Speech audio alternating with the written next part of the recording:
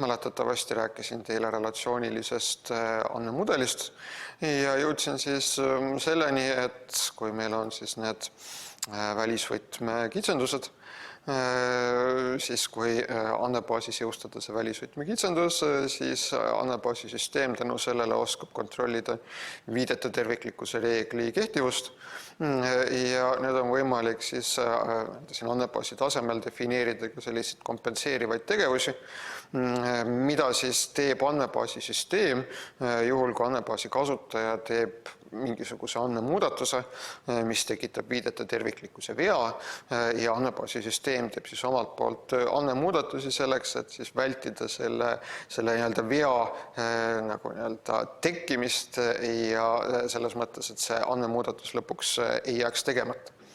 Nii et siin nii-öelda viimane kompenseeriv tegevus, millest jõudsin siis eelmisel korral rääkida, oli see onUpdate Cascades, et kui ma siis selles primaarses tabelis või primaarses relatsioonilises muutujas muudan kandidaatvõtme väärtust, et siis muudetakse automaatselt ka selles seotud või sõltuvas relatsioonilises muutujas või tabelis siis vastavat välisvõtme väärtust. Ja viimane mõte oli siin siis selline, et seda onUpdate Cascade'i tuleks kasutada nüüd sellisel juhul, kui see kandidaatvõti on sisulise tähendusega võti, ehk siis see kandidaatvõti on selline, mille väärtus omab tähendust ka väljapoole tarkvarasüsteemi. Et selle kandidaatvõtme väärtust võidakse kasutada nii-öelda selles reaalses inimeste maailmas selleks, et mingitele olemitele viidata. Ja kindlasti näiteks klassifikaatorid ja klassifikaatorite koodid rahuldavad seda nõuet, et klassifikaatorite koodid mõeldakse välja juba kas enne või koos selle süsteemi arendamisega, et dokumenteeritakse ära neid klassifikaatorite koode. Kindlasti võidakse kasutada ka väljapool tarkvarasüsteemi selleks, et nendele klassifikaatori väärtustele viidata. Ja nüüd siis see onUpdate Cascades tagaks siis selle, et kui ma selles klassifikaatori tüübile vastavas tabelis või relatsioonilises muutujas muudan klassifikaatori koodi väärtust, et siis automaatselt muutub see klassifikaatori koodi väärtus ka nendes välisvõtme atribuutide, automaatselt muutub ka välisvõtme atribuutide väärtus või muutub siis väärtus välisvõtme veergudes. Nii et tegelikult seda kindlasti pidage silmas oma projekti tegemise juures, et teil on seal võib-olla isegi oma projekti andmebaasis kuskil 10 klassifikaatori tabelit, millele siis erinevatest teistest tabelitest viidatakse, et kõikide nende välisvõtme kitsenduste puhul oleks siis paslik kasutada seda onUpdate Cascade'i. Ja nüüd veel üks asi, millega siis tuleb nende kompenseerivate tegevuste juures arvestada, on siis see, et siin võivad tekkida sellised ahelad, nii et ütleme selle andmemuudatuse nagu lõpptulemusest arusaamiseks, et tuleb vaadata tervet seda ahelat. Et mul on siin hetkel siis toodud välja 3 relatsioonilist muutujat, isik, klient ja kliendi sündmus. Et iga klient on isik, iga kliendi sündmus on seotud täpselt ühe kliendiga. Ja nüüd on siis näha, et need relatsioonilised muutujad on üksteisega välisvõtmete kaudu seotud, et kliendi sündmus viitab kliendile, klient viitab isikule. Ja kui ma nüüd näiteks siis kustutan, muudan selle relatsioonilise muutuja isik väärtust ja näiteks üritan kustutada andmeid isiku kohta, kes on klient ja sellel kliendil on registreeritud vähemalt üks sündmus, et siis tegelikult lõpptulemus on see, et selle isiku kustutamine ebaõnnestub. Sellepärast, et siin on 2 välisvõtit ja vastavat välisvõtme kitsendust, et kui ma kustutan isiku, siis süsteem üritab automaatselt kustutada kliendi andmed, mis sellele isiku andmetele vastavad. Ja kui kliendi andmed kustutatakse, siis näetavad siin selle välisvõtme juures on märgitud onDeleteNoAction ja see onDeleteNoAction ei tähenda siis mitte seda, et andmebaasisüsteemi kontrolli viidete terviklikkust, vaid tähendab seda, et andmebaasisüsteem kuidagi kompenseeri viidete terviklikkuse vea tekkimist. Mis siis omakorda tähendab seda, et kui ma üritan kustutada klienti, kellel on vähemalt üks kliendi sündmus, siis sellisel juhul tekib viidete terviklikkuse viga, see kustutamine jääb tegemata ja järelikult katkeb kogu see andmemuudatus, mis selle kustutamise ahela põhjustas, nii et kokkuvõttes summa summarum jäävad ka selle isikuandmed kustutamata. Nii et tegelikult näiteks samasugust ahelat näide on teie projekti andmebaasis, et teil on seal tabel isik, teil on seal tabel töötaja, siis on teil see tabel X. Ja isiku ja töötaja vahelisel välisvõtme kitsendusel võiks olla see on-delete cascade määrang, sellepärast et siin on tegemist üldistusseosega, mille alusel see välisvõtme kitsendus tekkis. Ja nüüd selle X-i ja töötaja vahelisel seosel võiks olla ka on-delete no action, sellepärast et see X on seotud töötajaga, sellepärast et soovitakse registreerida, et milline töötaja selle X-i eksemplari andmed registreeris. Mis siis tegelikult tähendabki nüüd sellist asja, et kui te üritate kustutada isikut, kes on töötaja ja kes on registreerinud vähemalt ühe X-i, siis sellisel juhul selle isiku kustutamine ebaõnnestub.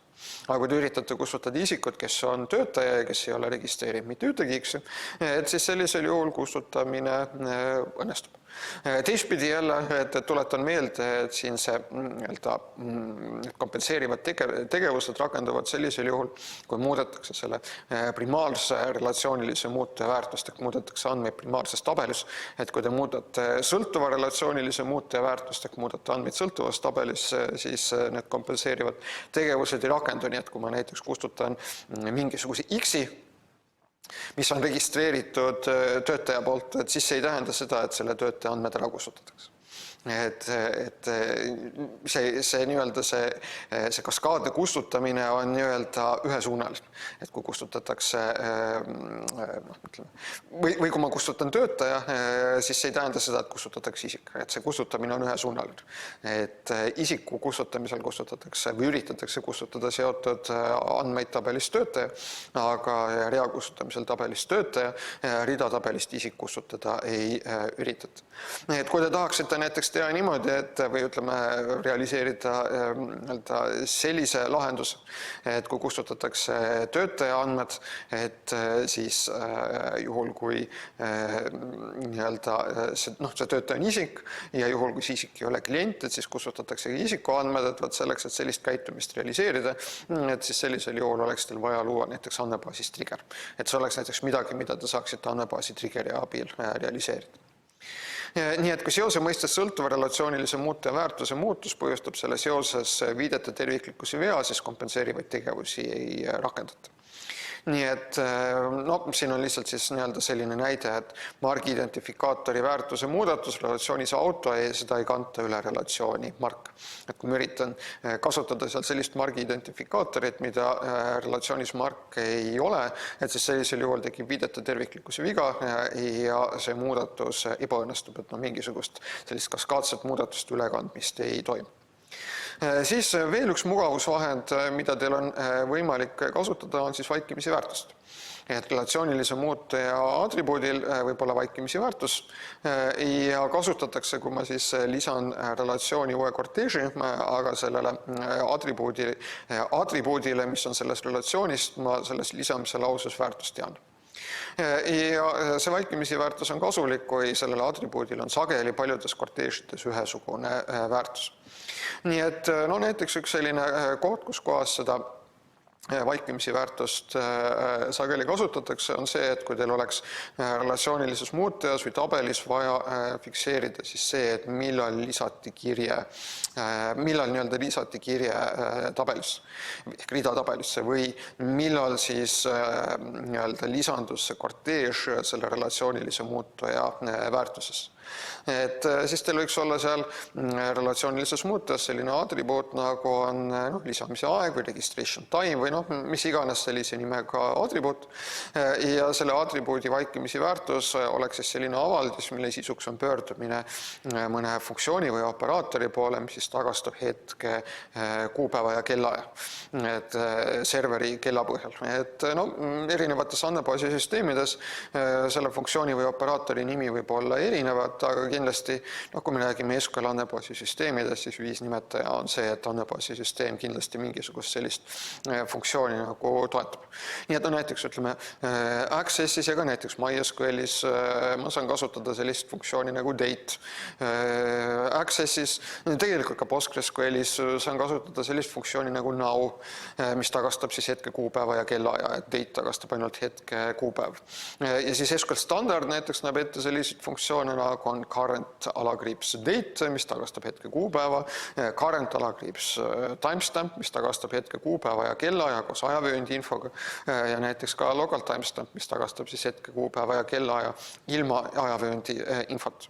Ja näiteks neid funktsioone current date, local timestamp, current timestamp, et selliseid funktsioone näiteks PostgreSQL kenasti toetab. Muideks teie projektis, kui te vaatate, et X-il ja isikul on ka selline atribuut, nagu on siis viimase muutmise aeg.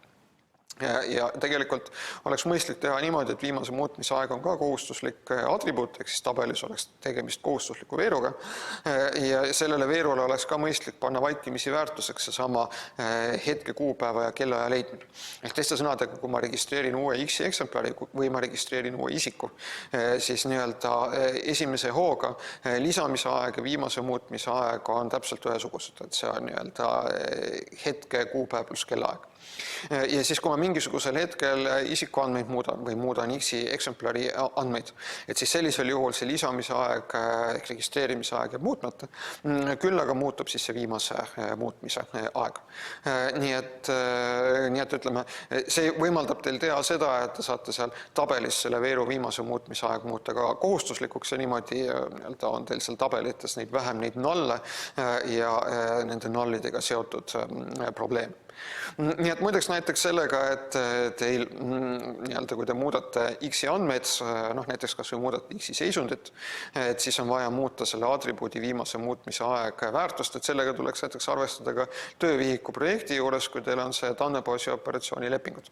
Et teil on seal kõik sellised operatsioonid, nagu ma ei tea, muuda X mitteaktiivseks, muuda X aktiivseks, lõpeta X, muuda X-i andmeid. Et üks järeltingimus, mis kõikides nendes andmebaasi operatsiooni lepingutes tuleks välja tuua, on see, et selle operatsiooni tulemusena muutub ka viimase muutmise aeg. Ja omakorda see tähendab ka seda, et kui te nüüd hakkate realiseerima seda andmebaasi prototüüpi ja te muudate siis realiseerite seal selle juhataja töökoha, realiseerite siis selle, et juhataja saab neid X eksemplare lõpetada, et siis selle X lõpetamise juures ka see muudatus, mida te andmebaasis peate tegema, on see, et te muudate selle X eksemplari seisundit, et see eksemplar on seisundis lõpetatud ja ühtlasi siis muudate seda viimase muutmise aega. Nüüd siis selline asi, et tegelikult välisvõti võib viidata sama relatsioonilise muutuja kandidaatvõtmele. Ehk võib olla andmebaasis selline rekursiivne seos. Ja siin on näide siis relatsioonilisest muutujast, mille predikaat on siis selline, et organisatsioonis töötab isik identifikaatoriga töötaja ID, eesnimi, perenimega perenimi, kelle tugiisikuks on organisatsioonis töötav töötaja identifikaatoriga tugiisik. Ja vot see võimaldab siis registreerida siin andmebaasis selliseid hierarhilisi andmeid. Ja nagu te näete, et siin selles relatsioonilises muutes on kandidaatvõti, kuhu kuulub atribuut töötaja ID, on välisvõti, kuhu kuulub siis atribuut tugiisik. Ja see välisvõti viitab sama relatsioonilise muutuja kandidaatvõtmel.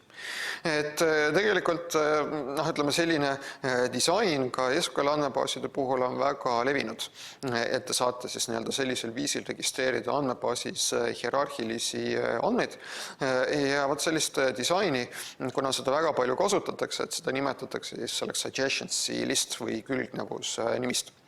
Et kui te vaatate seda Bill Carvini SQL-i antimustrit raamatut, et seal on viidatud sellele külgnevusnimistu disainile SQL tabelite puhul sellisele halvale praktikale. Et mul oleks justkui raske selliseid andmeid kasutada. Et see on nüüd tõsi sellise vanema SQL-i puhul, aga nüüd see SQL-i uuematesse versioonidesse ja sellistesse võimekamatesse andmebaasi süsteemidesse on tulnud võimalus teha rekursiivsed päringud. Ehk tegelikult mul on, ütleme näiteks mitte Accessis, küll aga PostgreSQLis võimalik sellise tabeli põhjal teha päring ja leida nüüd, ütleme, iga töötaja kohta kõik tema otsesed ja kaudsed alluvad. Või kõik tema otsesed ja kaudsed juhendatavad. Et sõltumata sellest, et kui sügavale see hierarhia läheb. Et jah, Accessis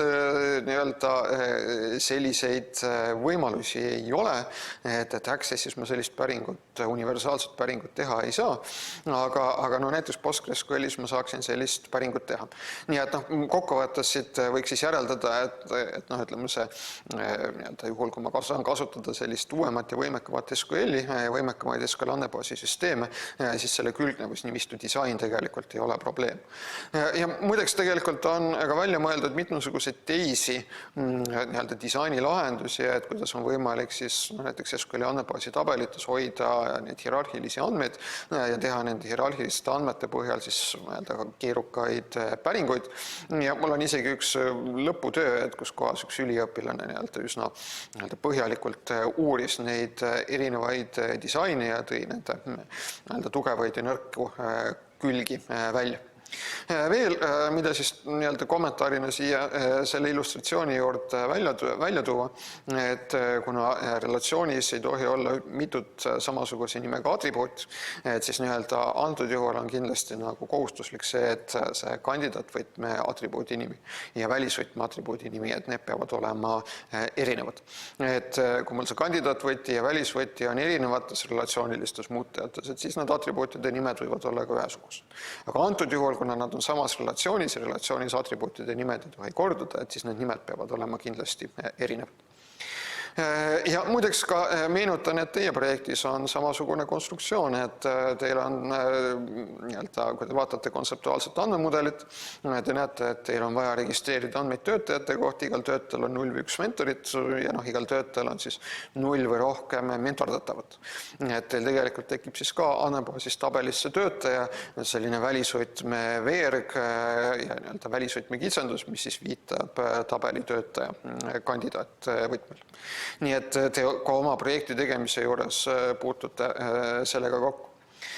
Siis kandidaatvõti ja välisvõti, nad võivad olla liitvõtmed, et see on täiesti võimalik. Et konkreetne näide siin on 2 relatsioonilist muutujat ja nende näiteväärtused. Relatsiooniline muutuja, ütleme siis auto kasutamine, et kandidaatvõti hõlmab siis sellised atribuute nagu kasutaja, auto ja algus. Et kui kandidaatvõti on liitvõti, siis see tähendab seda, et igas korteežis peab olema nende atribuutide väärtuste kombinatsioon unikaal. Et üksiti võttes võivad nende atribuutide väärtused korduda. Nii et kui te vaatate seda relatsiooni kasutamine, et siis te näete, et mitmes korteežis on samasugune kasutaja identifikaator. Te näete, et mitmes korteežis on samasugune auto identifikaator. Te näete, et täiesti võimalik võib ka olla see, et mitmes korteežis on samasugune algusaeg. Aga kasutaja, auto ja alguse kombinatsioon peab olema iga korteeži puhul unikaalne. Ja kui mul on nüüd liitkandidaatvõti ja mul on välisvõti, mis siis tahab viidata nüüd sellele teisele relatsioonilisele muutujale, kasutades seda liitkandidaatvõtit, et siis see välisvõti peab olema ka liitvälisvõti. Ja ütleme, mida siis öelda nende liitvälisvõtmete kohta, et ühelt poolt kindlasti need liitvälisvõtmed ilmselt natukene suurendavad andmemaht. Võib-olla sõltuvalt ka nüüd sellest andmebaasi keelest, sellest konkreetsest syntaksist, mida see andmebaasi keel pakub, võib selline liitvälisvõti näiteks muuta veidi keerukamaks nende ühendamisoperatsioone nõudvate päringute kirjutamise. Teiselt poolt jällegi, et tänu sellele, et ma kasutan liitvälisvõtit, on vabalt juhtuda see, et mul tegelikult neid ühendamisoperatsioone nõudvaid päringuid tegelikult läheb vaja vähem. Et siin ma näen, et mul on sündmuse juures registreeritud nüüd kasutaja, auto ja algus, et tegelikult kui ma tahan, teha päringu, leida infot sündmuse koht, et siis mul täiesti võimalik, et piisabki selle päringu tegemiseks nüüd või soovitud vastuse saamiseks ainult sellest, kui ma küsin selle relatsioonilise muutuja sündmusväärtust. Et mul ei olegi vaja ühendada selle relatsioonilise muutuja sündmusväärtust relatsioonilise muutuja kasutamine väärtusega. Nii et teistpidi jällegi võib-olla selliste ühendamispäringute vajadus tänu sellele väheneb. Kitsendused, hästi oluline teema, et andmebaasis saab siis deklareerida kitsendusi andmetele. Mida tähendab siis deklareerimine? Deklareerimine tähendab siis seda, et ma ütlen süsteemile, mida on vaja kontrollida, mitte ei ütle süsteemile, kuidas on vaja seda kontrolli läbi viia. Et vastandina siis deklaratiivsele kitsenduste jõustamisele on protseduurne kitsenduste jõustamine. Ja protseduurne kitsenduste jõustamine, SQL andmebaasi näitel tähendab siis seda, et ma peaksin andmebaasis looma triggerid. Et trigger on siis andmebaasis olev programm, mis käivitab andmebaasis toimunud mingisuguse sündmuse tulemusena. See sündmus võib olla näiteks andmete muutmise sündmus mingisuguses tabelis. Ja siis selle programmi sisuks on siis samm-sammult mingisuguste tegevuste läbiviimine ja näiteks siis ütleme andmemuudatuste kontrollimine mingisuguste reeglite vastu ja siis kui selgub, et need andmemuudatused reeglitele ei vasta, et siis sellisel juhul selle andmemuudatuse katkestamine ja veateate väljastamine. Et see oleks siis näide protseduursest kitsenduste kontrollimisest. Deklaratiivse kitsenduste jõustamise puhul ma ütlen süsteemile, et mida on vaja kontrollida, süsteem ise vaatab, kuidas tal oleks seda kõige parem teha. Et ütleme näiteks, et et ma deklareerin, et mul on siin selles relatsioonilises muutujas nüüd unikaalsuse kitsendus ja nüüd ütleme sõltuvalt andmebaasi süsteemist ja nende arendajate ideedest ja kujutlusvõimest, et võib-olla näiteks kasutab süsteem sisemiselt mingisugust indeksit, mis on loodud siis sellele relatsioonilise muutuja atribuudile selleks, et seda unikaalsust kontrollida. Aga võib-olla näiteks kasutatakse unikaalsuse kontrollimiseks hoopis mingisugust räsiväärtuste arvutamisel põhinevat meetodit. Võib-olla veel mingisugust kolmandat või neljandat kavalat meetodit, et see on juba siis selle süsteemi arendajate otsustada ja selle kitsenduse jõustaja ei pea nüüd ise läbi mõtlema, et kuidas ta täpselt seda, milline oleks täpselt siis see kontrolliprotseduur selleks, et veenduda, et andmed reeglitele vastavad. Et muideks samamoodi me saame rääkida siis deklaratiivsetest keeltest ja imperatiivsetest keeltest. Et võib-olla tasub siinkohal ka need mõisted ka ära mainida. Et deklaratiivne keel on siis selline keel, kus ma ütlen süsteemile, mida ma soovin saavutada ja süsteem ise siis leiab sobiva tulemuse või minu poolt soovitud tulemuse. Imperatiivse keele puhul ma oma selles programmis, mille ma süsteemile ette ütlen siis milline peaks olema see samm-sammuline tegevuste järjekord selleks, et siis saada kätte enda poolt soovitud tulemus. Nii et kui me näiteks räägime SQL-i andmekäitluse keelest, kuhu kuuluvad siis select, insert, update, delete laused, et see on siis näide sellisest enam-vähem deklaratiivsest keelest, et te ütlete süsteemile, et milliseid andmeid te soovite leida, ta näiteks ütlete süsteemile, et okei, palun ühenda kokku päringu tulemuses kahes tabelis olevad andmed ja süsteem nüüd ise otsustab, et milline oleks nüüd kõige parem sisemine algoritm selleks, et nendes tabelites olevad andmed kokku panna ja tulemus kasutajale esitada. Et ma ei pea hakkama mõtlema selle peale, et kas ma tahan nüüd kasutada ma ei tea, tsüklitel põhinevat algoritmi või sorteerimisel põhinevat algoritmi või näiteks räsiväärtuste arvutamisel põhinevat algoritmi. Et süsteem ise otsustab, milline oleks kõige optimaalsem meetod, kuidas siis need vajalikke andmeid üles leida.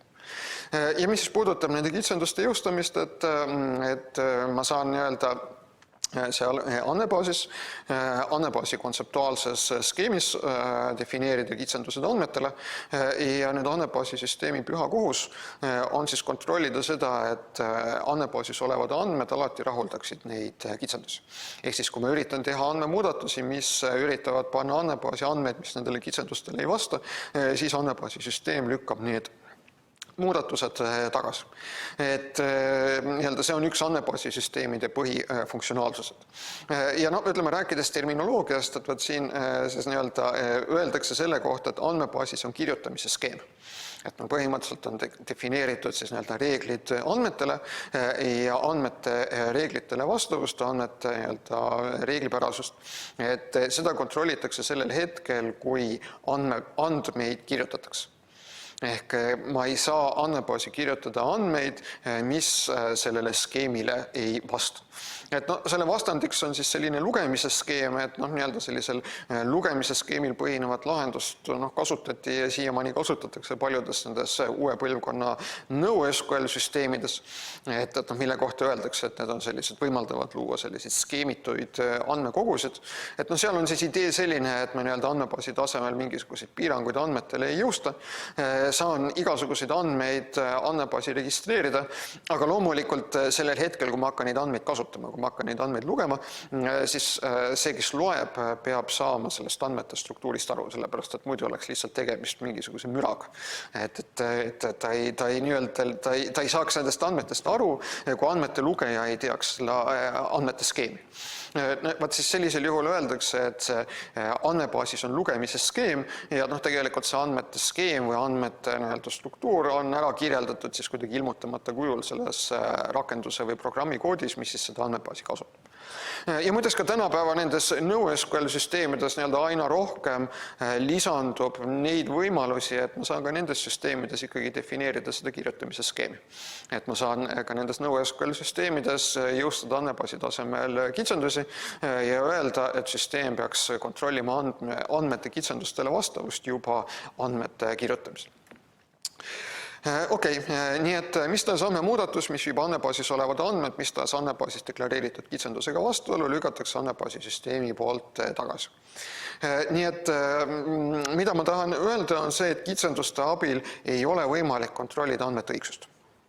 Et kui te registreerite kauba hinda või kui te registreerite isikupikkust, et siis süsteemil ta ei saa kontrollida seda, et okei, ma registreerin, et Juhan Juurikas on 172 sentimeetrit pikk. Et ütleme see, et kas Juhan Juurikas oli 172 või 173 sentimeetrit või oli hoopis 1,83 sentimeetrit, et seda on süsteemil väga raske kontrollida. Et ta ei saa kuskil, ta ei saa arvutist välja hüpata, ta ei saa minna Juhan Juurika juurde, hakata teda üle vaatama. Et võib-olla oleks võimalik seda kontrolli teha, ma ei tea, kui hakata üle maailma suhtlema mingisuguste teiste andmekogudega, aga vaevalt, et see Juhan Juurika pikkus ka seal on registreeritud. Nii et nende kitsenduste abil ei ole võimalik tagada seda, et andmebaasis registreeritakse õiged andmed. Et andmete õigsus jääb ikkagi nende andmete õigsuse tagamine jääb andmete registreerija südametunnistusel. Küll aga on võimalik nende kitsenduste abil tagasi lükata sellised andmed, mis igal juhul on täielik jama. Et kui ma ikkagi üritan registreerida, et Juhan Juurikas on, ma ei tea, 5 sentimeetrit pikk või -5 sentimeetrit pikk või 500 sentimeetrit pikk, et siis on ilmselgelt, et ma registreerin mingisugust täielikku jama, sellepärast, et inimene ei saa olla, ma ei tea, inimese pikkus ei saa olla negatiivne. Et ütleme, hiiglased, et tänapäeva siin kõige pikem inimene on kuskil seal 2,80 või 2,78 või mis see kõige viimane Guinessi rekord oli. Et ei kasva tänapäeval inimesed pikemaks. Et täiskasvanud inimene ei saa olla, või isegi, ma ei tea, vastsündinud laps ei saa olla 5 sentimeetri pikkune. Et need andmebaasis jõustatud kitsendused, nende andmete kitsenduste vastu kontrollimine võimaldab seda, et ma sellise ilmselge jama lükkan kohe tagasi. Ja selle ilmselge jama kohe tagasi lükkamisel on ikkagi see väärtus, sellepärast, et see võimaldab selle jamaga tegeleda kohe praegu. Et kohe praegu, kui selleks on mingisugust aega, kui selleks on mingisugust tahtmist, kui on veel käepärast see algne andmete allikas, et siis jõuab seda jama parandada. Et väga lihtne on mõelda, et okei, et võtame kõik vastu, ei kontrolli mitte midagi, et pärast siis vaatame, mida me nende andmetega pihta hakkame. Et nagu alati elus, et kavatsused on head, aga pärast on muudki teha. Et pärast on uued ülesanded, pärast on andmeid liiga palju, pärast on kohe vaja mingisugustele päringutele vastuseid, pärast ei ole enam käepärast seda andmete allikast, kellelt üle küsida, et millised siis need õiged andmed oleks. Pärast pole ressursse selleks, et neid andmeid parandada. Nii et ütleme, see pärast kontrollimine, et see ei pruugi anda tulemust. Et jah, kindlasti on irandeid, et võib-olla näiteks sellised, ma ei tea, nagu öeldakse, sellised ekstreemandmete või suurandmetega tegelevad süsteemid, kus tõesti genereeritakse mingisugustes meeletutes kogustes andmeid, mida ei jõua isegi kohe kontrollima hakata, et tõesti, et viskame need andmed kuskil ära või ladustame need andmed kuskil ära, pärast vaatame, et mida nende andmetega pihta hakata. Võib-olla sellistes süsteemides ei ole tõesti mõttekas hakata kõiki neid andmeid kohe registreerima, eksisteerimisel kontrollima, aga point on selles, et kõik süsteemid ei ole sellised, isegi enamik süsteeme ei ole sellised. Et kui me räägime äriinfosüsteemidest, siis meil ikkagi ei tule neid andmeid sellisest tohutus massis peale, et me ei saaks neid andmeid kohe kontrollima hakata.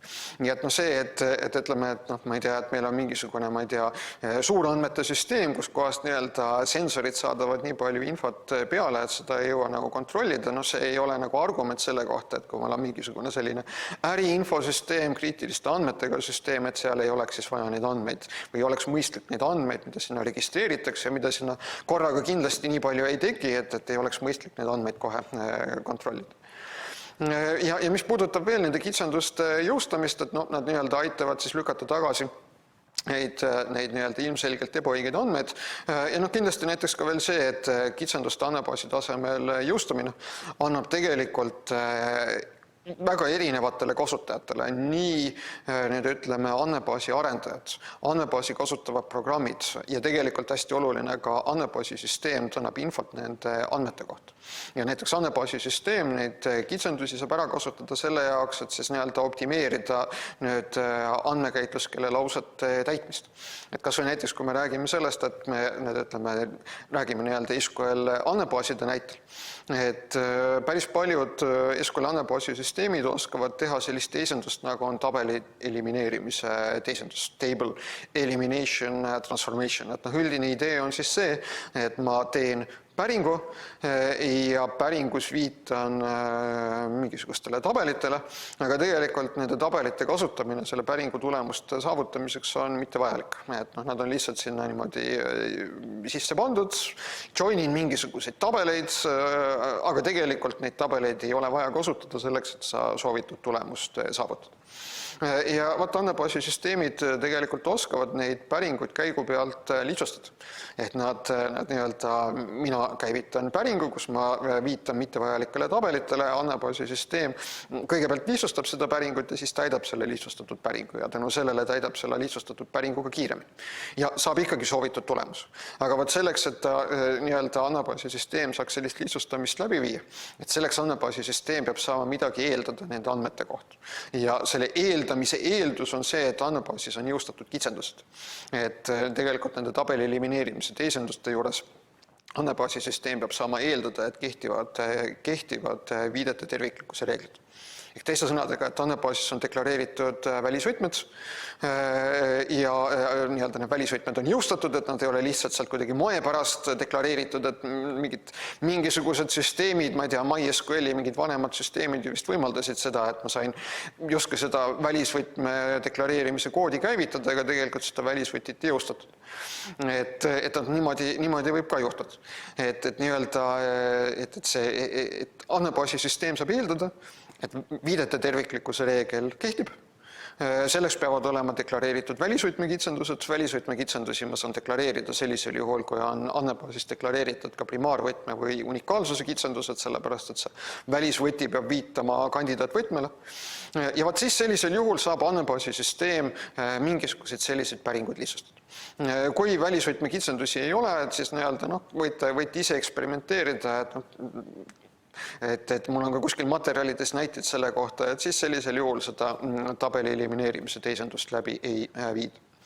Samamoodi näiteks ütleme need kitsendused atribuudi väärtustele, et sõltuvalt andmebaasi süsteemist võib näiteks andmebaasi süsteem osata lihtsustada näiteks neid päringu tingimusi nende kitsenduste alusel, mis on andmebaasis deklareeritud, et umbes et mul on deklareeritud, et ma ei tea, et hind peab olema positiivne arv ja ma teen päringu, et leia mulle kõik sellised kaubad, mille hind on negatiivne arv, et tegelikult andmebaasi süsteem saab aru, et kuna kehtib see kitsendus, et hind peab olema positiivne arv, et siis selle päringu tulemuses, mida sooviti käivitada, et selle päringu tulemuses ei ole mitte ühtegi rida ja saab kohe kiiresti tagastada vastust. Nii et kuhu ma oma sellise pika jutuga tahtsin jõuda, on see, et alati peab et selleks, et motiveerida andmebaasi tasemel neid kitsendusi jõustama, et kindlasti üks oluline eelis nende kitsenduste jõustamisel andmebaasi tasemel on ka siis see, et need aitavad parandada andmebaasis toimuvate operatsioonide töökiirust. Pluss siis ka loomulikult see, et kui soovida nüüd neid kitsendusi kontrollida rakenduse tasemel, et see on kahtlemata võimalik, et võib isegi argumenteerida, et see on kuidagi nagu kasutusmugavuse, kasutaja kogemuse mõttes parem, et kasutaja saab kiiremini vastuse, aga siin tuleb nüüd arvestada sellega, et nende kontrollide jaoks peab punkt A siis rakendus tegema ikkagi päringuid andmebaasi põhjal. Et see ei saa olla kuidagi kiirem võrreldes sellega, kui seda kitsenduste kontrolli teha andmebaasis. Et seda esiteks. Ja teine probleem on siin see, et rakenduste arendajad nad sageli ikkagi väga hästi ei mõista andmebaasisüsteemide hingeelu. Nad ei mõista näiteks seda, et milliseid isolatsioonitasemeid, transaktsioonide isolatsioonitasemeid andmebaasisüsteem kasutab, milline on vaikimisi isolatsioonitase. Mida tähendab see, et andmebaasisüsteem kasutab multiversioon konkurentsijuhtimist, et kuidas tuleks teha näiteks kontrollpäringuid, arvestades sellega, et andmebaasisüsteem kasutab seda multiversioon konkurentsijuhtimise tehnikat. Ja tulemus on see, et tehakse rakenduse tasemel andmete reeglitele vastavuse kontroll ja see kontroll toimib ainult sellisel juhul, kui andmeid registreerib korraga üks kasutaja. Et kui andmeid registreerib korraga mitu kasutajat või andmemuudatusi või samu andmeid korraga muudab mitu kasutajat või seotud andmeid korraga muudab mitu kasutajat. Et siis tegelikult see kontroll ei toimi. Sellepärast, et näiteks rakendus ei oska arvestada sellega, et võib-olla andmete lugemine ei blokeeri andmete muutmist, et kontrollpäring annab mulle tulemuse, et kõik on korras, aga keegi samal ajal neid andmeid muudab. Ja saan teile viidata, ja mul on siin materjalides ka viiteid teadusartiklitele, kus on reaalselt väga populaarsete kas või e-poe süsteemide põhjal siis uuritud selle probleemi esinemist ja tuvastatud, et see probleem on seal tegelikult väga suur. Et tegelikult väga palju selliseid kontrollireegleid, mis on tehtud andmebaasi tasemel, et need tegelikult sellises olukorras, kus kohas siis samaaegselt üritatakse samu andmeelemente muuta, et need tegelikult ei anna õiget tulemust. Ja seda isegi kasutatakse sellise rünnaku meetodina. Et on üks selline ründemeetodite klass andmebaasi rakenduste vastu, nagu on siis ACID Rain, et mis siis üritab ära kasutada neid transaktsioonide omadusi ja seda, et süsteemid need ei taga neid transaktsioonide omadusi, mille abil siis üritada manipuleerida andmebaasi rakendust, tegema tegevusi, mis tegelikult ilmselt, või mitte ilmselt, vaid ei olegi kooskõlas selle rakenduse kasutajate soovidega või rakenduse arendajate soovidega. Et näiteks manipuleerida süsteemi niimoodi, et ma saaksin mingisugust kinkekaarti korduvalt kasutada näiteks. Et just selle kaudu, et üritada näiteks sama kinkekaarti kasutada samaaegselt korduvalt. Et teha seda väga teha seda paralleelselt samaaegselt. See limiidi kontroll on tehtud rakenduses.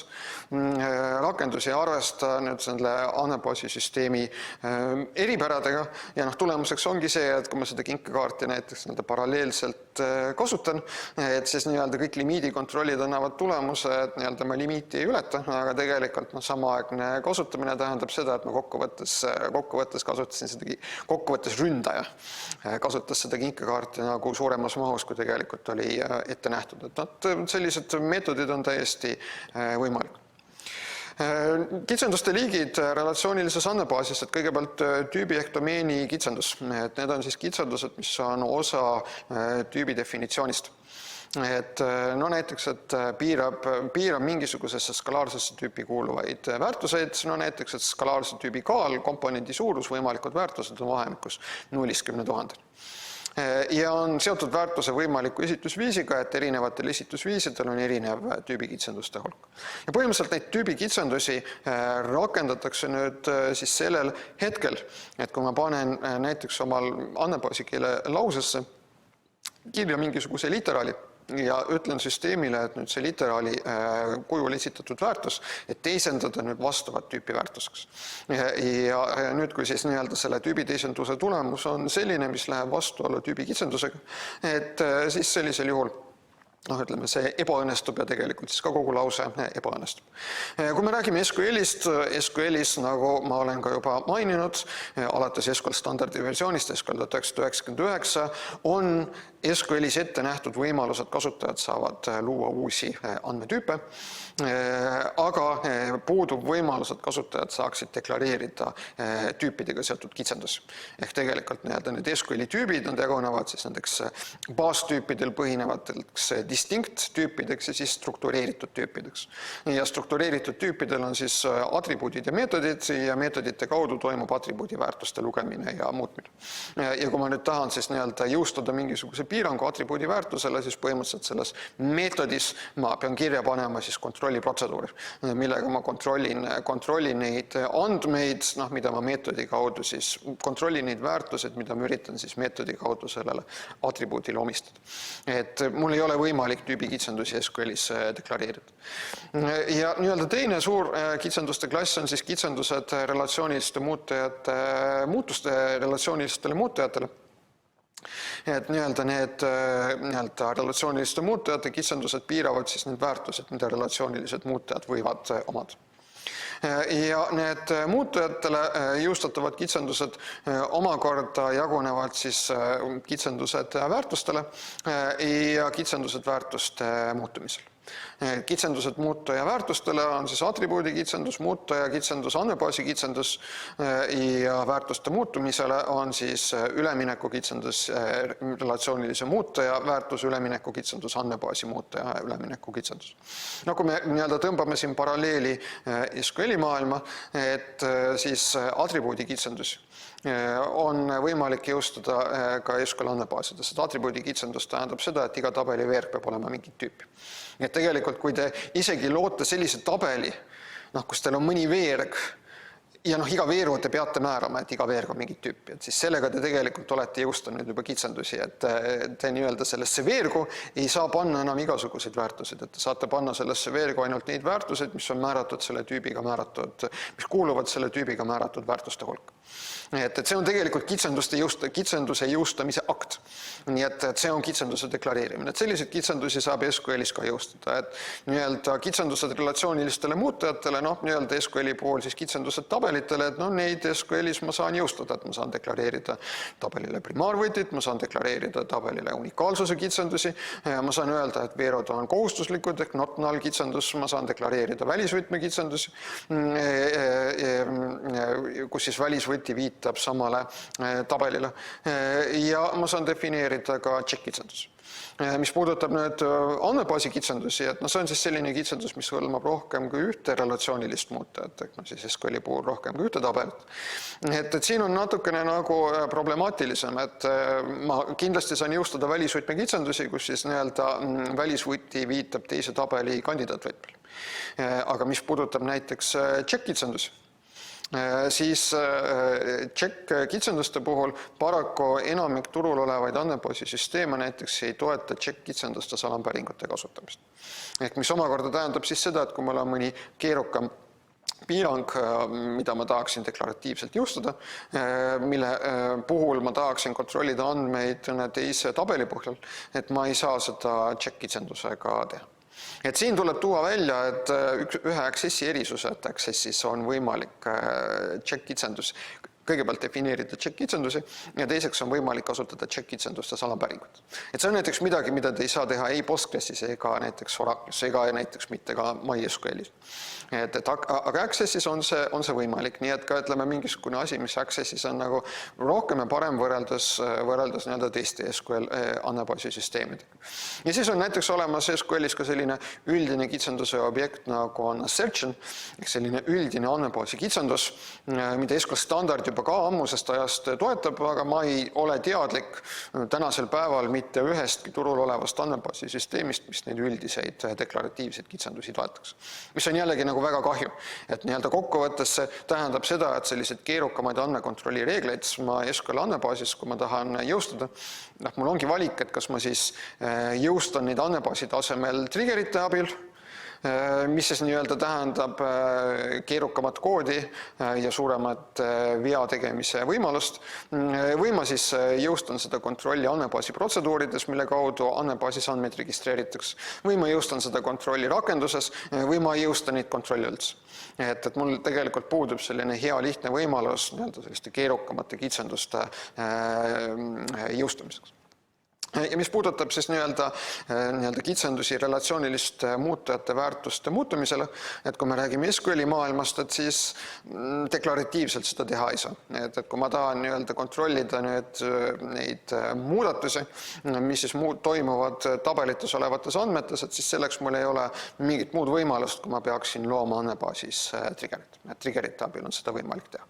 Et näiteks ma saan triggeri abil kontrollida seda, et okei, et võt, kas on näiteks ütleme teie projekti puhul, et teil on see X ja X-il on võimalikud seisundid. Teil on projektis, seal töövihiku projektis ka välja toodud see X-i seisundi diagramm, et kõigepealt X registreeritakse, siis ta on ootel, siis ta saab minna seisundisse aktiivne, siis ta saab minna seisundisse mitteaktiivne ja kõige lõpuks ta saab minna seisundisse lõpetatud. Ja siis te saate tegelikult nii-öelda kontrollida seda seisundi üleminekut ja neid lubatud seisundi nii-öelda selle seisundi muudatuste nii-öelda lubatavust andmebaasis loodud triggerite abil. Okei, nii et atribuudi kitsendus, et relatsioonilise muuti elusolenda atribuut kaal on tüüpi kaal D ja atribuudi lubatud väärtused on siis väärtused, mis kuuluvad tüüpi kaal D.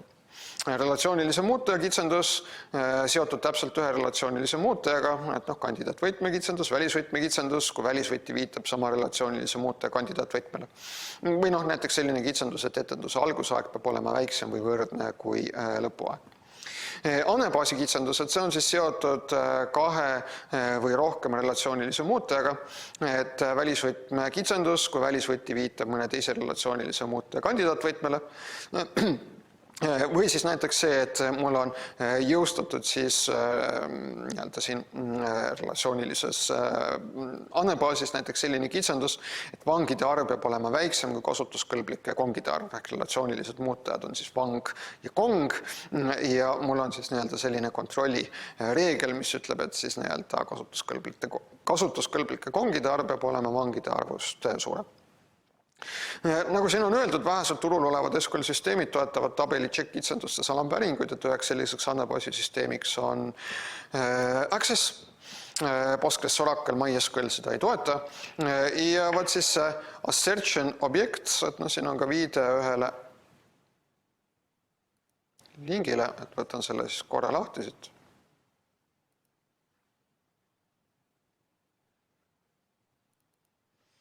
Et nii-öelda lihtsalt nii-öelda stiili näide assertioni koht, et see assertion on siis selline üldine andmebaasi kitsendus, mis ei ole seotud otseselt ühegi tabeliga, aga selles kitsenduses on loogikaavaldis ja selles loogikaavaldises loomulikult võidakse viidata erinevatele tabelitele.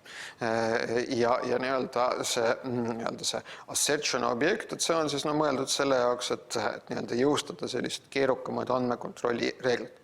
Ja SQL standard kirjeldab assertion objekti juba vähemasti aastast 1992. Nii et standardist on juba ammu olemas. Et ma tean, et kunagi kuskil 2000. aastate alguses ühe doktoritöö raames tehti üks prototüüpsüsteem, kus olid vist assertion objektid jõustatud. Aga rohkem ma ei tea ühtegi SQL andmebaasi süsteemi, kus neid assertion objekte oleks realiseeritud, mis on iseenesest väga halb. Et tegelikult ka näiteks siin mõned aastad tagasi seal ühes Oracle'i kogukonnas või foorumis tuldi lagedale ettepanekuga, et Oracle oma mõnes uues versioonis võiks näiteks neid assertion objekte realiseerida. Et oli väga palju positiivset tagasisidet, väga palju nii-öelda püstisi pöidlaid, et tõesti Oracle võiks seda teha, aga minu teada ei ole Oracle ka näiteks siiani näiteks nende assertion objektide tuge endale lisanud. Et kui mul oleks võimalik selliseid objekte andmebaasis luua, siis tegelikult nii-öelda väga lihtne oleks jõustada igasuguseid keerulisi ärireeglid ja tegelikult väga lihtne oleks arendada andmebaasi rakendusi, et see andmebaasi rakendus olekski põhimõtteliselt selline kasutajaliidese kiht, mille kaudu ma saan teha andmebaasis andmemuudatusi ja need ärireeglid on tegelikult siis jõustatud piirangutena andmetel. Et kasutajaliidese kaudu muudan andmeid, jätan maha endast jälgi andmebaasi. Iga andmemuudatuse korral kohe kontrollitakse nende andmete reeglitele vastavust. Ja niipea kui selgub, et see andmemuudatus, mida ma üritan reeglitele ei vasta, et niipea siis antakse mulle veateade, lükatakse see muudatus tagasi. Ja nii ma saan ühtlasi teada, et ma teen midagi, mis siis nendele ärireeglitele ei vasta, et ma teen midagi äris kehtestatud reeglitele vastu käib. Et see näiteks teeks kindlasti andmebaasi rakenduste realiseerimise oluliselt lihtsamaks, aga paraku sellist võimalust ei ole praktikas võimalik kasutada. Kitsendused relatsiooniliste väärtuste muutumisele, et relatsioonilise muute ülemineku kitsendus, et seotud täpselt ühe relatsioonilise muutujaga, et relatsioonilises muuteis isik, atribuut, vanuse hinnang, et ma saan muuta seda vanuse hinnangut ühes suunas, aga mitte teises suunas, et ma saan öelda, et ennem inimene oli noor, nüüd ta on keskealine, et vastupidi ei ole võimalik öelda, et ennem oli keskealine, nüüd on noor. Või siis andmebaasi ülemineku kitsendus, et näiteks on seotud kahe või rohkema relatsioonilise muutujaga. Et mul on näiteks 2 relatsioonilist muutujat, tasuta teenus ja tasuline teenus, mille abil registreeritakse teenuste andmeid ja kitsendus on siis selline, et andmebaasis registreeritud teenuste koguarv ei tohi andmemuudatuse tulemusena väheneda. Et kui ma näiteks mõne tasuta teenuse ära kustutan, siis mõne tasulisi teenuseid tuleb juurde lisada. Või kui ma mõne tasulise teenuse ära kustutan, siis tasuta teenuseid tuleks juurde lisada. Või siis on näiteks see, et mul on vaja registreerida andmeid tellimuste kohta, siin on välja toodud võimalik tellimuse seisundi diagramm ja mul tegelikult siis andmebaasi tasemel oleks jõustatud siis sellised piirangud, et need tellimuse seisundi üleminekud, et need on nüüd täpselt sellised, nagu siin seisundi diagrammis on välja toodud. Et sellised seisundi üleminekud, mida see seisundi diagramm välja ei too, et selliseid seisundi üleminekuid ei ole võimalik läbi viia. Et mis siis puudutab seda konkreetset näidet siin, et kui ma lähen korraks sinna õppeaine kodulehele, vaatan siit materjale, projekti materjalid. Ja kui ma vaatan siit projekti materjalide alt siis seda iseseisva töö tegemise mustripõhist juhendit, millele ma olen siin korduvalt viidanud, et siis siin on selline pealkiri nagu on siis põhiolemite teatavate seisundimuudatuste keelamine SQL andmebaasis.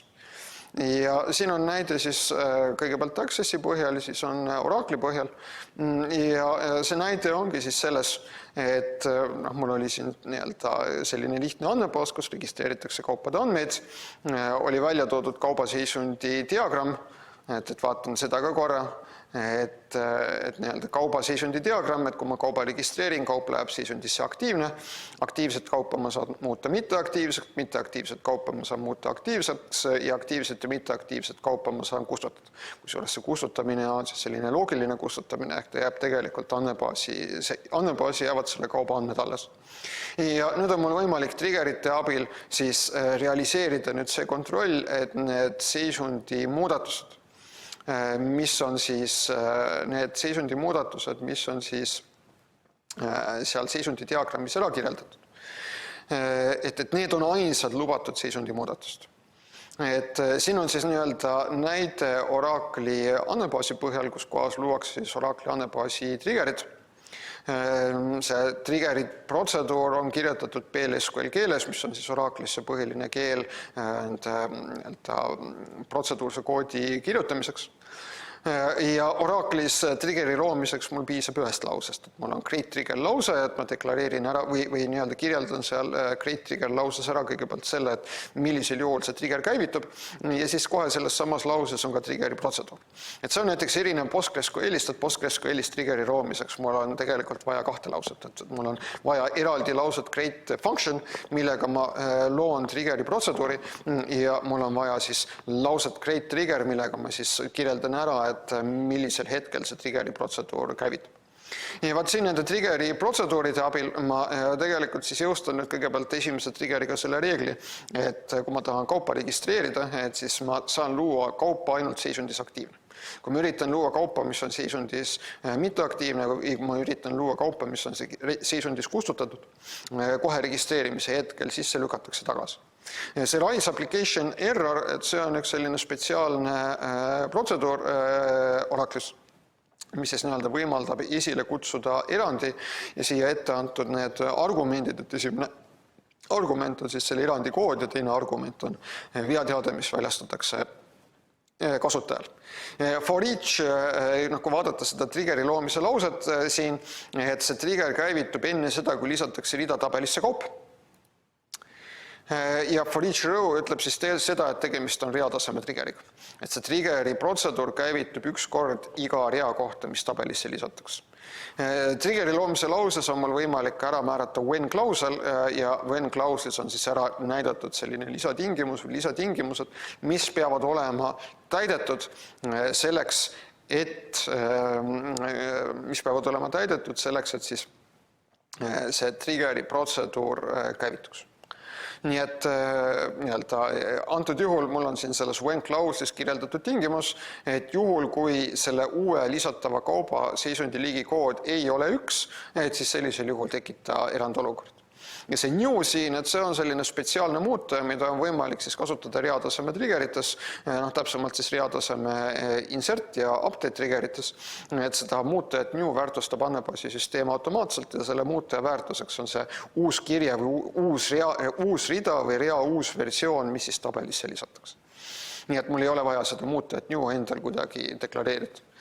Siin on siis see trigger, mis siis käivitub nüüd sellisel juhul, kui ma üritan olemasolevate kaupade puhul muuta kaubaseisundit.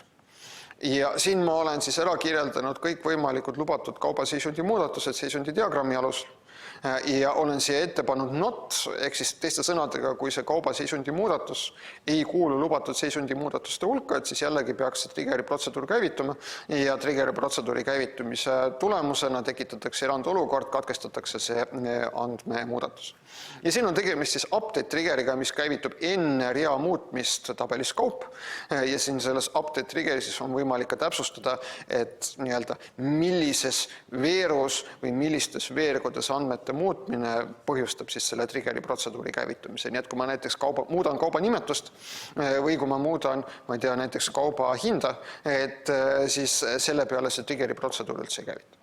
Ja siin when clauses on ära kirjeldatud siis see lisatingimus, mis peab olema ka täidetud selleks, et triggeri protseduur käivituks. Nii et siin on ära näidatud need lubatud seisundi muudatused ja kui see seisundi muudatus, mida ma üritan teha, ei kuulu selle lubatud seisundi muudatuste hulka, et siis sellisel juhul tekitatakse veaolukord. Ja kolmas trigger, mida te siin näete, et see on siis lausetaseme trigger, statement level trigger, et selles triggeri loomise lauses ei ole, näete, sellist fraasi nagu for each row. Et see selline trigger on siis lausetaseme trigger. Lausetaseme trigger käivitub siis üks kord selle lause kohta, mis siis põhjustas selle triggeri protseduuri käivitumis.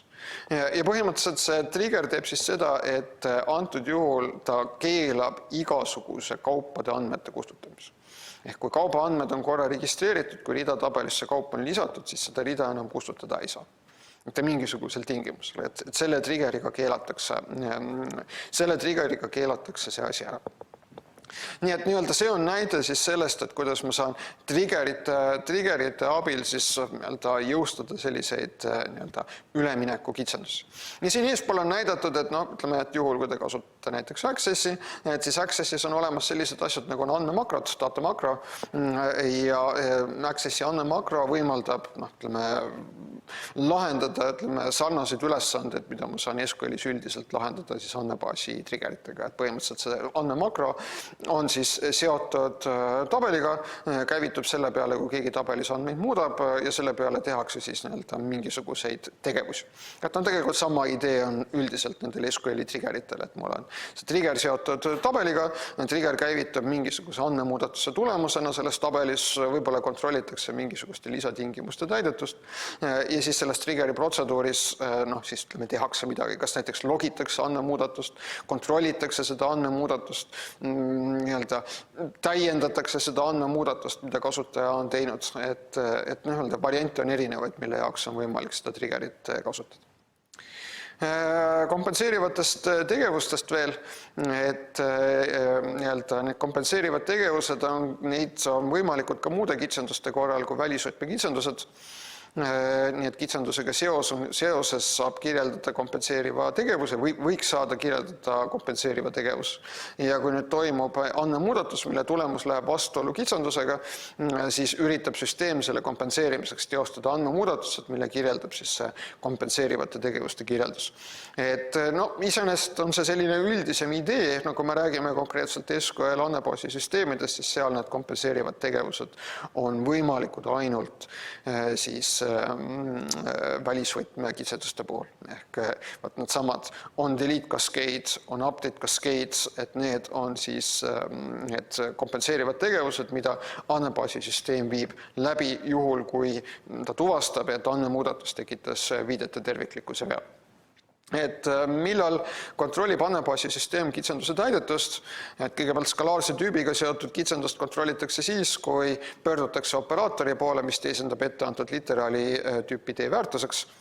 Tegelikult mingisugust sellist kontrolli te võite täheldada ka SQLis, et näiteks te kasutate sellist funktsiooni nagu toDate, selleks, et teisendada kuupäeva tüüpi, kuupäeva esitav literaal kuupäeva tüüpi väärtuseks ja te nüüd annate sinna ette kuupäeva stringi, mis siis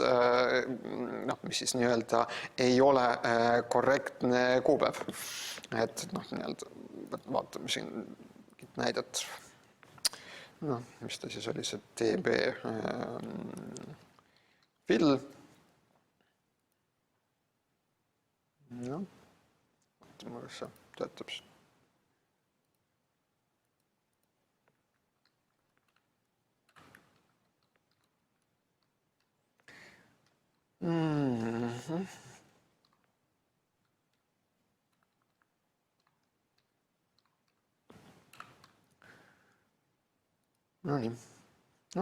Selle ta jooksutas läbi, aga kui ma nüüd üritan seda teisendada näiteks siis kuupäeva tüüpi väärtuseks, mis ta nüüd mulle ütleb? Et nüüd ta ütleb mulle datetime value out of range. Et näide millestki sarnasest siin SQL andmebaasi süsteemi põhjal, et siin on mul justkui kuupäeva esitav literaal, mille ma üritan siis teisendada kuupäeva tüüpi väärtuseks, et selline funktsioon nagu toDate.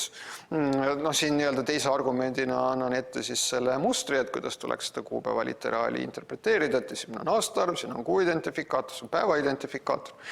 Häda on selles, et ma ütlen, et siin kuupäev on 30. veebruar. 30. veebruar ei ole siis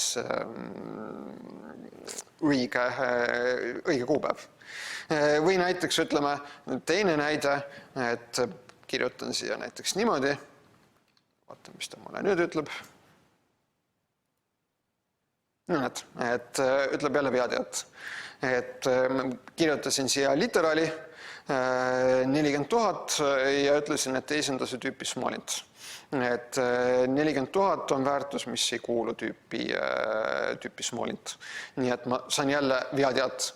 Nii et kui siin SQLis selliseid üritan teisendada literaali mingit tüüpi väärtuseks ja see väärtus tegelikult ei kuulu selle tüübiga määratud väärtuste hulka, et siis ka ütleme SQL-is ma saan selle vea, et lihtsalt nii-öelda SQL-is mul ei ole võimalik nende skalaarsete tüüpide puhul, mida ma näiteks andmebaasis saan defineerida või kasutada defineeritud tüüpide korral, mida ma saan andmebaasis defineerida, mul ei ole võimalik neid selliseid täiendavaid kitsendusi deklareerida. Ja relatsiooniliste muutujatega seotud kitsendus, et neid kitsendusi kontrollitakse siis iga nende relatsioonilise muutuja väärtuste muutmiseks mõeldud lause täitmise järel. Üks lause võib muuta mitme muutuja väärtust. Ja relatsioonilise muutuja väärtuse kitsendust kontrollitakse ka kitsenduse andmebaasis loomisel. Nii et sellega näiteks tuleb arvestada, et ka ütleme, see võib olla probleem, millega te puutute kokku oma projekti tegemise juures, et te nüüd loote andmebaasi, võib-olla hakkate juba katsetama mingisuguste testandmete sinna andmebaasi lisamist oma projekti andmebaasi korral ja siis te saate aru, et mingisugused kitsendused, mida tegelikult oli vaja jõustada, et need jäid andmebaasis jõustamata. Ja kui te üritate siis seepeale seda kitsendust jõustada, siis võib juhtuda, et selle kitsenduse jõustamine ebaõnnestub, sellepärast et seal andmebaasis tabelis olevad andmed ei ole selle kitsendusega kooskõlas. Ja andmebaasisüsteem ei luba sellisel juhul seda kitsendust jõustada. Et siis teil ei jäägi mitte midagi muud üle, et te peate kõigepealt oma andmed ära korrastama või peate tabeli tühjaks kustutama, seejärel saate panna kitsendused peale ja seejärel saate panna andmed tabelisse tagasi. Kitsenduste kontrollistrateegiad, et süsteemil piisab esimese eksimuse tuvastamisest, et kontrollimine lõpetada ning kontrolli algatanud operatsioon tühistada. Et see on näide siis sellisest laisast hindamisest, kus avaldise väärtus arvutatakse alles siis, kui selleks vajadus on. Et ei kontrollita mitte kõiki kitsendusi, vaid kontrollitakse siis järjest uute andmete vastavust, kontrollitakse järjest kõikide kitsenduste suhtes, mida siis see andmemuudatus võib mõjutada. Ja esimene kontroll, mis annab vea, et see katkestab siis selle kontrolli protseduuri, ja siis ei ole ülejäänud kitsenduste suhtes vaja neid andmeid kontrollida. Mõned SQL-süsteemid võimaldavad kitsendusi sisse ja välja lülitada, et välja lülitatud kitsenduse kirjeldus on endiselt osaks andmebaasist, aga andmeid selle suhtes ei kontrollita.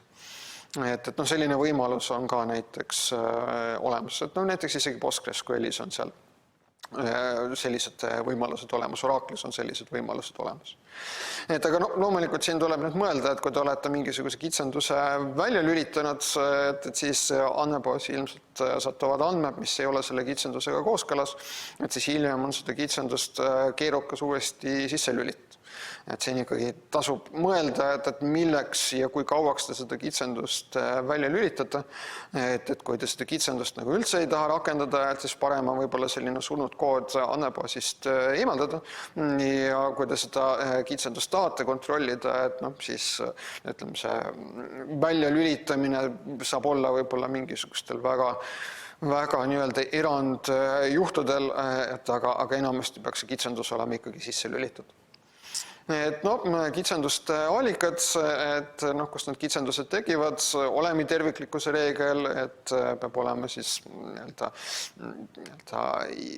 igal olemil selline unikaalne kohustuslik primaarvõtmeväärtus, viidete terviklikkuse reegel ja siis ka sellised loomulikud reeglid ja ärireeglid. Et mis teil tegelikult tuleks kõik süsteemi analüüsi käigus tuvastada. Et see ongi see, et programmeerija jõustab reegleid, ükskõik ka siis andmebaasi tasemel koodis või rakenduse tasemel koodis või kasutajaliidese tasemel koodis või mingi kombinatsioonina sellest.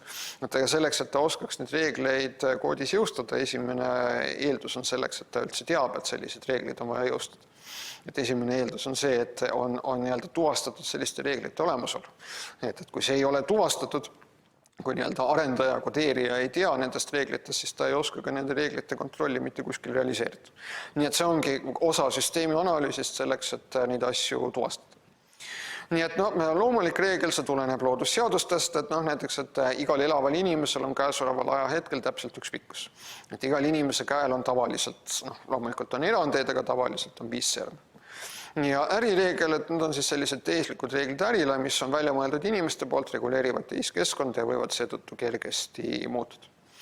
Nii et äri viib läbi protsesse, protsessid tekitavad jäljed andmete näol, need andmed registreeritakse andmebaasis ja kui andmete registreerimine lükatakse tagasi, sest andmed eksisid mõne kitsenduse vastu, siis jõuab ka selle äriprotsessi läbiviijateni koheselt teadmine, et nad tegid midagi valesti ja nad saavad oma tegevust korrigeerida. Mõningaid näiteid siis reeglitest, et olemi piirangud, et defineerivad olemite jaoks tingimused ja reeglid, mida ei tohi rikkuda. Näiteks kõrgema madalama palgavahe peab olema vähem kui 1000 eurot, tellimuse loomise aeg peab olema alati väiksem kui kinnitamise aeg. Näide sellisest keerukamast ärireeglist, et see on siis võetud Tallinna Tehnikaülikooli õppeinfosüsteemist, kellele saab tellida või siis lisaeksami lehte. Et päris keeruline reegel selle kohta, et kes on see inimene, kellele lisaeksami lehte on võimalik lisada. Suhtepiirangud, et defineerib suhete jaoks tingimused ja reeglid, mida ei tohi rikkuda. Näiteks, et igal töötajal peab olema üks või rohkem meiliaadress, igal töötajal võib olla ainult üks ametiauto, igas osakonnas peab töötama vähemalt üks töötaja, igal koostamisel küsimusel võib olla üks või rohkem vastuse varianti, igal vastamiseks valmis küsimusel peab olema vähemalt 4 vastuse varianti. Järeldusreeglid, et toode võetakse garantiiremonti siis ja ainult siis, kui garantiiperiood ei ole lõppenud. Tellimuse andmeid saab kustutada siis ainult siis, kui ta on seisundis arhiveeritud. Tellimus saab minna seisundisse kinnitatud siis ja ainult siis, kui see on seisundis koostamine lõppenud. Või näiteks siis sellised reeglid, et nagu assotsiatsioonireeglid, et kui kehtib tingimus A, siis kehtib ka tingimus B. Nii et kui on registreeritud tellimuse kinnitamise aeg, siis peab olema registreeritud ka kinnitaja. Kui kaup on seisundis aktiivne, siis peab olema registreeritud ka kauba hind. Ja muideks, mis puudutab neid assotsiatsioonireegleid, et neid tegelikult on väga lihtne ka SQL andmebaasis jõustada. Et kui me räägime nendest assotsiatsioonireeglitest, et neid saab kirja panna niimoodi, et kui tekib tingimus A, siis peab kehtima ka tingimus B. Aga nüüd seda on võimalik avaldada ka loogikaoperaatorite not ja or kaudu. Nii et see on loogiliselt samaväärne not, kui see not A, or B. Ja sellist reeglit ma saan jõustada juba ka SQL andmebaasi tabelis, näiteks check-kitsendus. Nii et näiteks, et selline reegel, kui on registreeritud tellimuse kinnitamise aeg, siis peab olema registreeritud ka kinnitaja. Et mul seda on võimalik jõustada check-kitsendusega. Check. Paneme selle siia. Et juhul, kui on registreeritud tellimuse kinnitamise aeg,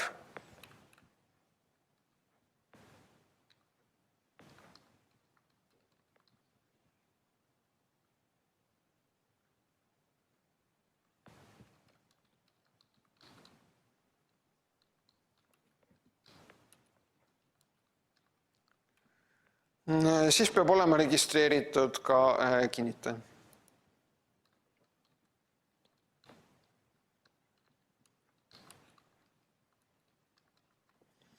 Ja sellist check-kitsendust, nagu te näete, et siin ei kasutata mingisugust alampäringut.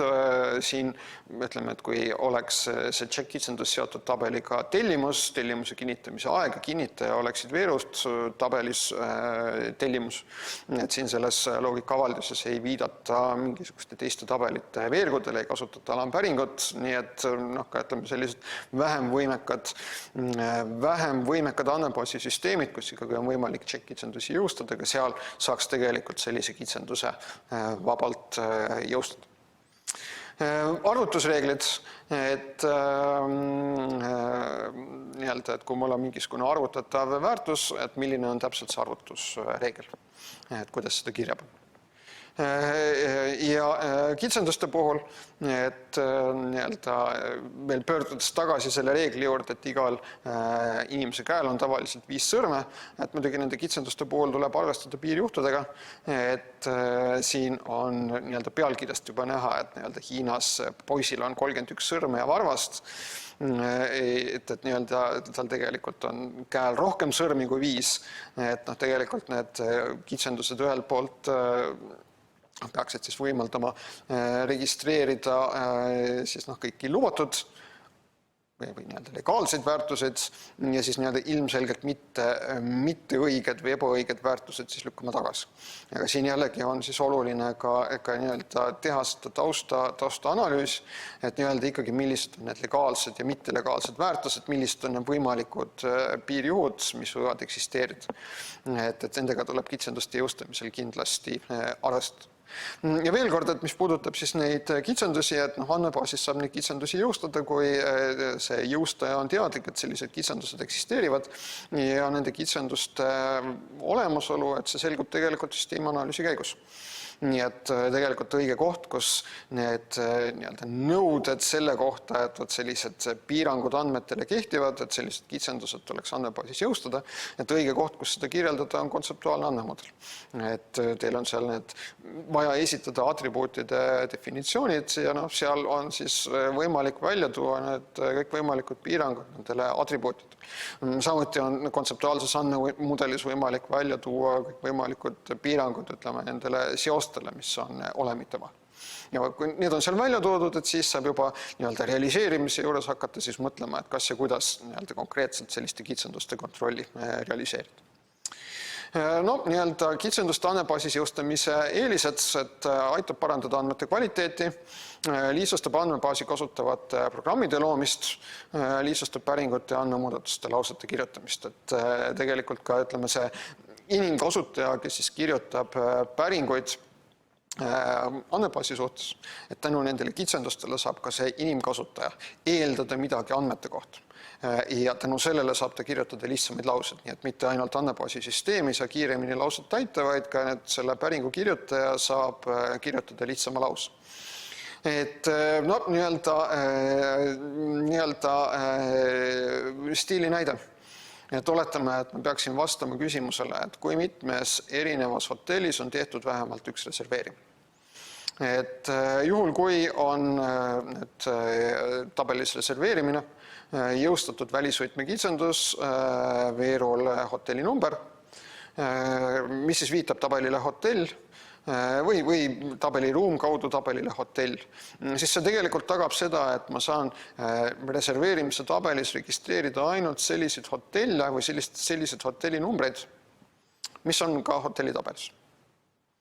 Et ei ole seda võimalust, et mul on mingisugune selline hotellinumber, mida hotellitabelis tegelikult ei ole. Ja ma saan kirjutada sellise lihtsa päringu, kus kohas ma küsin andmeid ainult tabeli reserveerimine põhjal.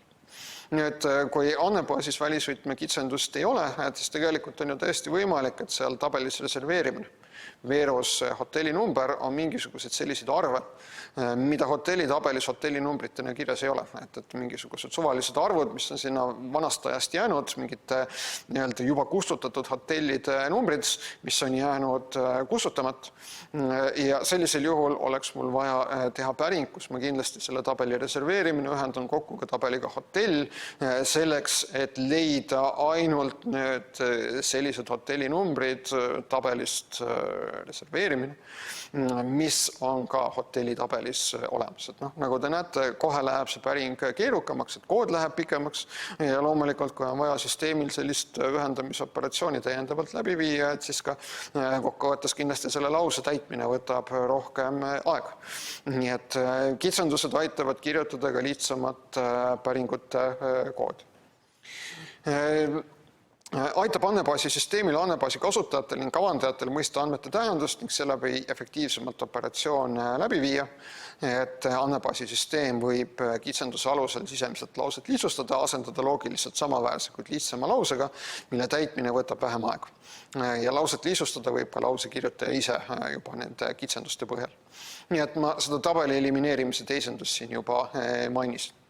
Nii et näiteks, et oletame, et mul on andmebaasis sellised tabelid nagu linn, osakond ja töötaja, iga töötaja on seotud täpselt ühe osakonnaga, iga osakond on seotud täpselt ühe linnaga ja näiteks, et kui ma tahan teha päringut, et leidke töötajad, kes töötavad linnas asuvas osakonnas, siis tegelikult see loogiliselt samaväärne päring on see, et leidke kõik töötajad, sellepärast, et iga töötaja on osakonnas, iga osakond on linnas.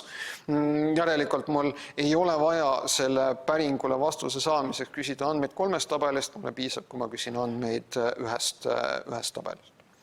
Näide selle kohta, kuidas need kitsendused aitavad erinevatel programmidel andmetest aru saada. Et näiteks te kasutate seda graafilist query designerit selleks, et koostada SQL laused. Ja siin ma tahan rõhutada, et sellised query designereid on väga erinevate programmide koosseisus, mille põhjal saab kirjutada päringuid erinevate andmebaasisüsteemide andmebaaside vastu. Et ei ole niimoodi, et see nüüd on ainult mingisugune selline accessi põhine lahendus. Et tegelikult see accessi query designer implementeerib sellist graafilist andmebaasi keelt, nagu on query by example, mis mõeldi välja 1970. aastatel ja tegelikult leidub palju teisi programme ka, kus te saate sarnast päringute disainerit kasutada. Ja kui te näiteks hakkate koostama seal päringu disaineris nüüd SQL lauset, valite näiteks tabelid ruum, reserveerimine, külaline sinna sellesse päringu koostamise lausesse, et siis need jooned tähistavad join'i operatsioon. Ja andmebaasisüsteem või see programm oskab kohe välja pakkuda need join'i ehk ühendamise operatsioonid, sellepärast, et andmebaasis on deklareeritud välisvõtmekitsendust. Ja nende välisvõtmekitsenduste alusel see programm oskab välja pakkuda, et ilmselt kasutaja tahab üle nende veergude tabelites olevad andmed kokku ühendada. Siis kitsenduste andmebaasis jõustamise eeliseks on ka see, et see dokumenteerib nõudeid andmetele, et need on sisuliselt dokumenteeritud ühes kohas, mitte laiali erinevates rakendustes, nende failides, et see dokumentatsioon on olemas isegi siis, kui andmebaasi kavand või mudel läheb kaotsi või seda pole isegi loodudki. Ja rakenduste arendajad saavad selle alusel otsustada, kas mingid kontrolle näiteks rakenduse tasemel dubleerida, et anda kasutajatele kiiremat tagasisidet. Aga siis on ikkagi selline ühtne tõeallikas, et seal andmebaasi tasemel on kõik need kitsendused ära kirjeldatud, on jõustatud ja siis see mingisuguse kontrolli dubleerimine seal rakenduses on selline teadlik valik, et saavutada mingisugust lisaeesmärki näiteks, et anda kasutajale kiiremat tagasisidet. Kitsenduste hulk võib ajas kindlasti muutuda, nii et näiteks siin Soomes sünnitas esmakordselt mees, ehk siis transsooniline isik, et sündis naisena, tal on mehe isikukood, et ametnikel tekkis probleem andmete registritesse kandmisega, sest sünnitajaks ei saanud märkida mehe isikukoodiga inimest. Ja tegelikult, kui sellist kontrolli teha ühes kohas andmebaasis, siis on seda lihtsam muuta kui kontrolli, mis on realiseeritud mitmes kohas, et näiteks mitmes erinevas rakenduses või mitmes erinevas rakenduse osas. Veel neid, mida ma juba rääkisin, et andmebaasisüsteemi saab tagada andmete sisulist õigsust, et see jääb ikkagi andmete registreerija südametunnistusele. Küll aga andmebaasisüsteem saab tagada, et kõik andmebaasis olevad andmed vastavad deklareeritud kitsendustele iga andmete muutmise lause täitmise järel. Ja kommentaariks on siin öeldud, et SQL-is mul on võimalik koondada mitu andmete muutmise lauset üheks tehinguks ehk transaktsiooniks ja lükata kitsenduste kontroll selle transaktsiooni lõppu. Ehk mul on SQL-is võimalik ka näiteks selline stsenaarium, et mul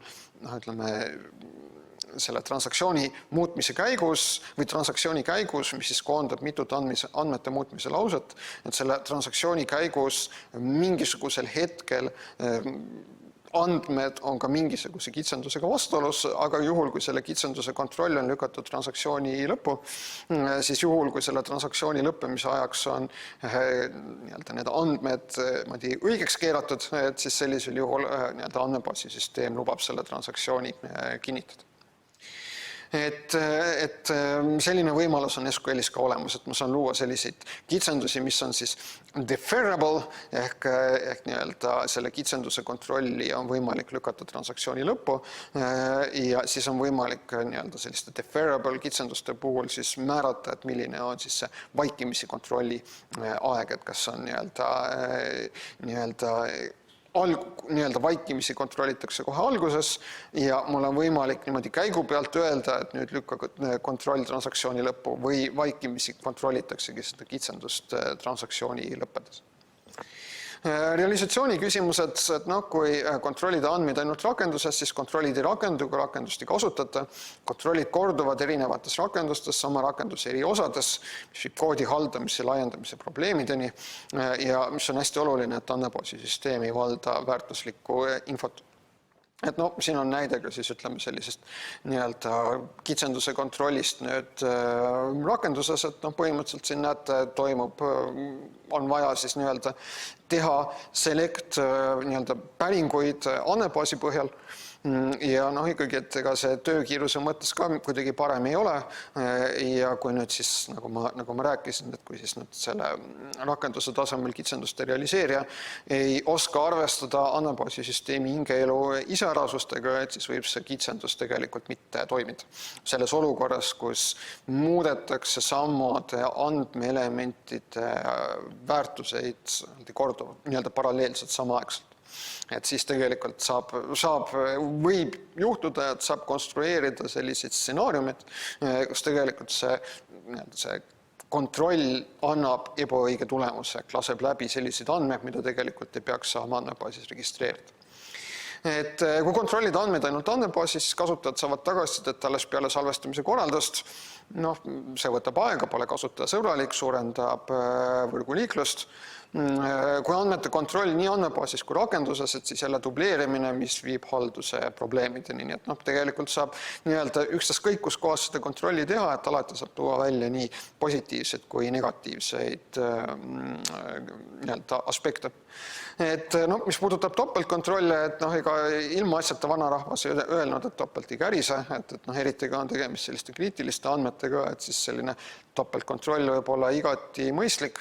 Et siin on nii-öelda näide ühest sellisest ajaloolisest juhtumist, et radiatsiooniteraapia masin andis aastatel 1985-87 mitmele patsiendile ülisuure kiirgusdoosi ja põhjus selles, et doosi kontroll toimus ainult ühes kohas tarkvaras ning kui see vea läbi laskis, siis ei olnud näiteks riistvara tasemel enam ühtegi täiendavat kontrolli. Et kui andmeid üldse mitte kontrollida, siis võib ju andmete registreerimine olla mugavam ja kiirem, kuid seda tülikam on hiljem nende andmete kasutamine. Et isegi kui tahta vead tagantjärgi üles leida, et tuleb kindlaks teha andmete isa ja allikas, kes mis võib vallata korrektseid andmeid. See andmete allikas ei pruugi enam olla kättesaadav või ta enam ei mäleta ja lisaks sellele, et hakkab see töö kuhjuma, tulevad peale uued ülesanded ja lihtsalt selline tagantjärgi andmete parandamine, et kuigi võib olla selline nii-öelda roosa unistus, et ma tagantjärgi need andmed parandan ära, et siis lihtsalt ei pruugi selleks tagantjärgi aega jääda. Et mõelge kas või näiteks selle peale, et mõtlete, et okei, et loengus ei käi, loengu neid salvestusi, loengut otse ei vaata, et vaatan kunagi need loengu salvestused järgi, et aga semestri lõpus ilmselt on nii palju muud teha, et lõpuks jäävad ka need loengud näiteks üldse vaatamata. Et siin mainitakse seda vesivoodi teooriat, et ütleb seda, et süsteemidel on minimaalne keerukus, millest väiksemaks ei saa minna. Et kui ma vähendan keerukust ühes kohas, siis hüppab see teises kohas välja.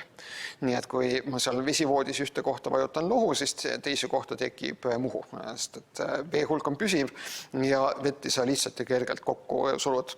Et ma teen niimoodi, et andmete registreerimine on võimalikult lihtne ja kiire ja teiselt poolt see muudab jälle hilisema andmete kasutamise keerulisemaks ja raskemaks. Ja juhendasin siin just ka hiljuti eelmisel kevadel ühte lõputööd. Et kõiki neid lõputöid, mis on siin ülikoolis tehtud, et neid on võimalik kõikidel soovijatel ka siis siit TTÜ digikogust lugeda. Ja see lõputöö pealkiri oli andmebaasi kirjutamise skeemi ja JSON dokumentide kasutamise mõju PostgreSQL ja MongoDB andmebaasi rakenduste loomisel. Et siin just katsetatigi seda, et kui siis nii-öelda defineerida andmebaasi tasemel neid erinevaid kitsendusi, et kas siis nii-öelda andmebaasi rakenduse loomine läheb kiiremaks või lihtsamaks või keerulisemaks ja jõuti ka üsna loogilisele järeldusele, et tegelikult läheb see andmebaasi rakenduse loomine tänu sellele lihtsamaks, et mul on andmebaasi tasemel jõustatud kitsendusi. Et kes tahab näiteks nii-öelda lugeda nii-öelda Postgresi kohta, MongoDB kohta, JSON dokumentide kasutamise kohta andmebaasis olevate andmete registreerimiseks andmebaasi tasemel kitsenduste jõustamise kohta, et siis tegelikult võib huvi korral seda tööd siit vaadata. Et nii-öelda võimalikud strateegiad, et nii-öelda kuidas seda kitsenduste kontrolli läbi viia, et ainult üks kord, et nii-öelda näiteks, et tüüpide definitsioonid sisaldavad kitsendusi, et rakenduses ja andmebaasis on ühtlustatud tüübisüsteem ning ühine keel tüüpide defineerimiseks. Võiks olla siis mingisugune selline tüüpide server, mis pakub jagatud tüübikirjelduste teadmusbaasi ning millele rakendustes saaks viidata.